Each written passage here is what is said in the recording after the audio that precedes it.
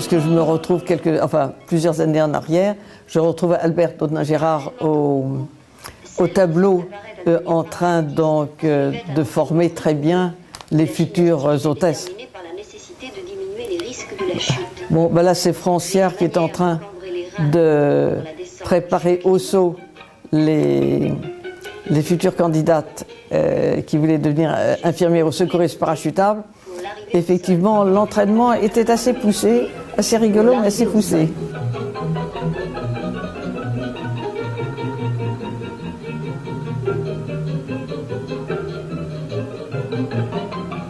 Il y avait des exercices que je n'aimais pas beaucoup faire, comme tout un chacun.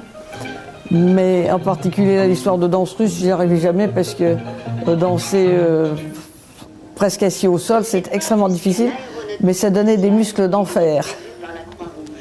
Je me souviens surtout de celui qui a précédé le premier saut, ou d'anciens parachutistes qui s'occupaient de nous, donc chanter alors qu'on se demandait si on allait sauter ou pas, chanter. Voilà le bon vent, voilà le petit vent, le vent joyeux, et on avait envie de leur tordre le cou en leur disant vent ou pas vent, ce qu'on voudrait sauter, parce que vraiment attendre, c'est la pire des épreuves. Et finalement, ce jour-là, on n'a pas sauté. Donc la fois suivante, quand on nous a dit qu'il fallait se mettre en position et qu'on allait sauter, bah, du coup, on y a été un petit peu plus décontracté en se disant qu'on avait eu tellement peur la première fois que là, il fallait y aller. On y a été beaucoup plus facilement.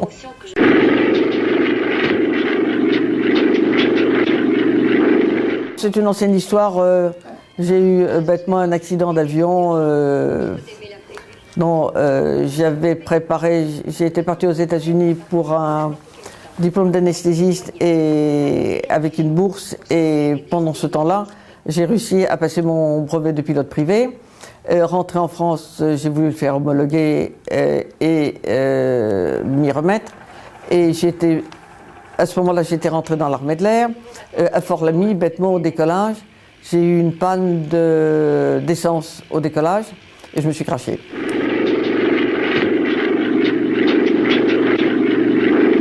Exactement, et alors très gentiment, elle m'avait dit, oui, on a eu exactement le même problème. Et j'ai été soignée au même endroit puisque j'ai été soignée à Foch et elle aussi. Et donc nous avons eu beaucoup de chance puisque nous avons réussi toutes les deux à être bien rafistolées, puisqu'on a réussi toutes les deux, enfin, elle a une carrière beaucoup plus valable, je dirais beaucoup plus intéressante, mais toutes les deux on a pu continuer dans l'aéronautique, ce qui est effectivement la chose la plus importante pour nous deux. Enfin, les infirmières pilotes parachutistes secouristes de l'aile. D'avance, ma résolution était prise. Je savais bien que c'était cette section-là que je choisirais. Les candidates doivent subir des examens minutieux. D'abord les yeux. Oui, le passage obligatoire au CEMPN. Extrêmement sympathique, les médecins étaient adorables. Ensuite, une radio. Et on savait ensuite qu'on était apte. À l'occasion de ces examens, je fis connaissance avec une science nouvelle pour moi, la nismanographie, ainsi qu'avec des appareils permettant de déterminer les possibilités physiques du sujet, depuis sa capacité thoracique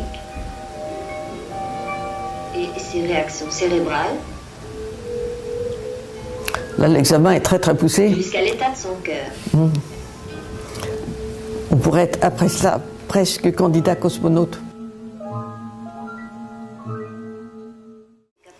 Oui, là, donc l'équipe parachutable était faite pour monter des antennes chirurgicales et c'est ce qu'elles essayaient de faire donc en arrivant au sol pour montrer que c'était leur but.